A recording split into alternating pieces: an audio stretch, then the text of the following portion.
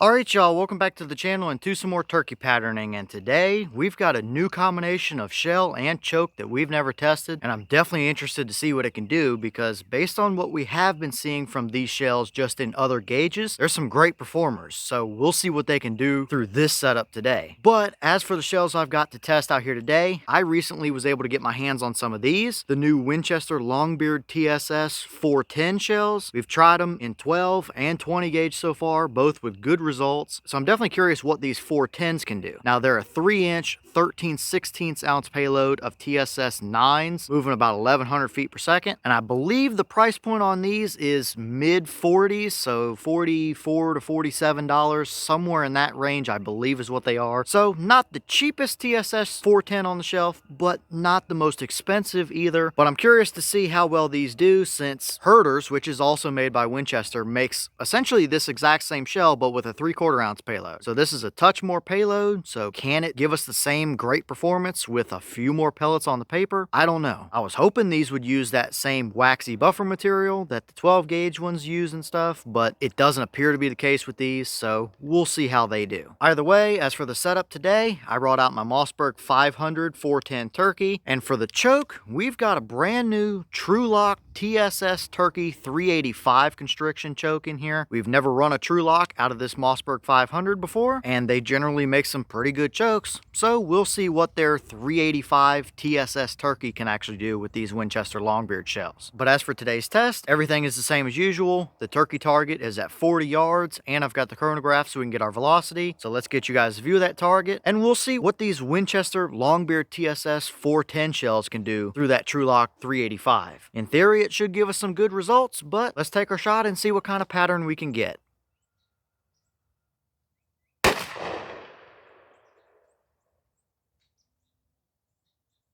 Alright, so that shell gave us 1077 through the chrono. The boss claim is 1100. So out of our 24-inch barrel on that Mossberg, we're pretty close. So we're definitely not seeing anything out of the ordinary up here. But what kind of a pattern did that combo give us down there at 40? Let's go check it out and see what we got.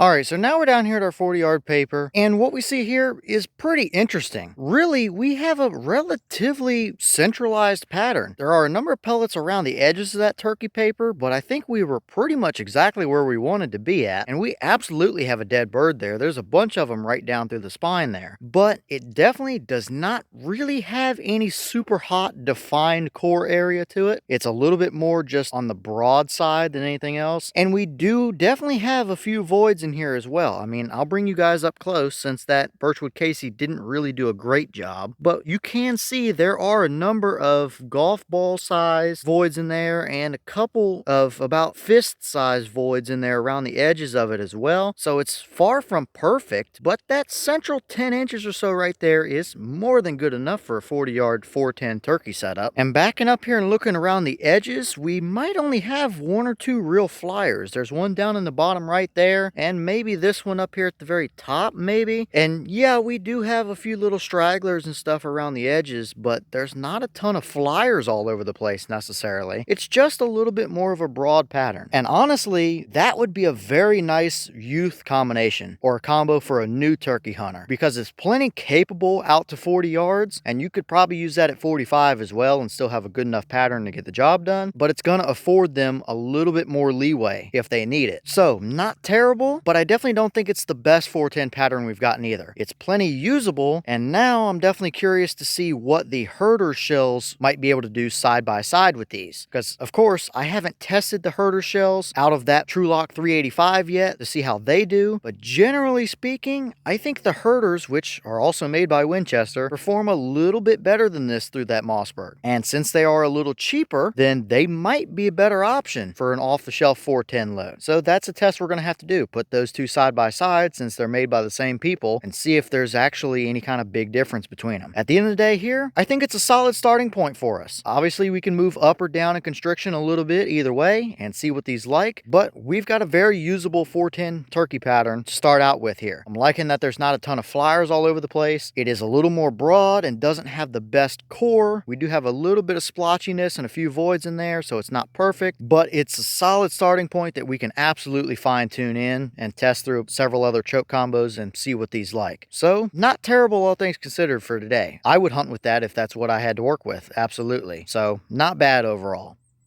And here's the wad from that shell. Very typical Winchester 410 turkey load type of stuff here. I believe it's probably the same one that's used in the herder shells if I had to guess. Pretty standard equipment, but there's nothing stuck down in there, which is always nice to see. We've been struggling with 410 loads here recently that have pellets jammed in the bottom of the wad still. That was not the case here. It definitely opened up a little funky, but it seems to have done the job okay. So nothing too strange to see here, and we'll see how it continues to perform through some other chokes and constrictions.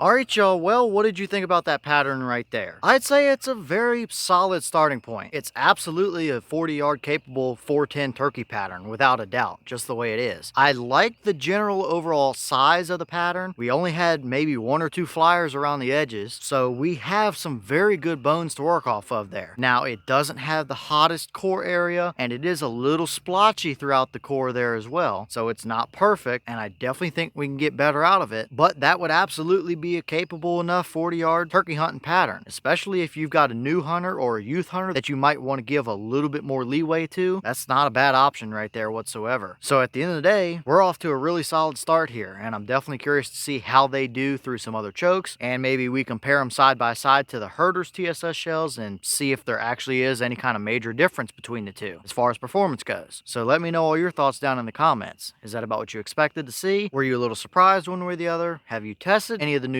Winchester Longbeard TSS shells yet, or their 410 version of them? And if so, what kind of results have you seen? Is that a good enough pattern for you to hunt with, or would you want to see it tuned in a little better than that? And what other choke combos do you want to see us run these shells through? Let me know all that down below. At the end of the day, even though it's not the best 410 turkey pattern we've seen from that setup, I wouldn't be scared to hunt with that if that's what I could get my hands on all day long. And immediately, that has performed way better than the Federals and the Remington turkey shells and stuff like that. And you can get both of them right off the same store shelf. So far, that's a much better option here. But with that being said, I've got some more testing to get done for you guys, so I'm going to get back to it. As always, we have the channel Instagram as well as the mailbox where you can send stuff if you'd like. All that information will be in the description if you're interested in it, but I'm going to get back to it, so I'll see y'all in the next one.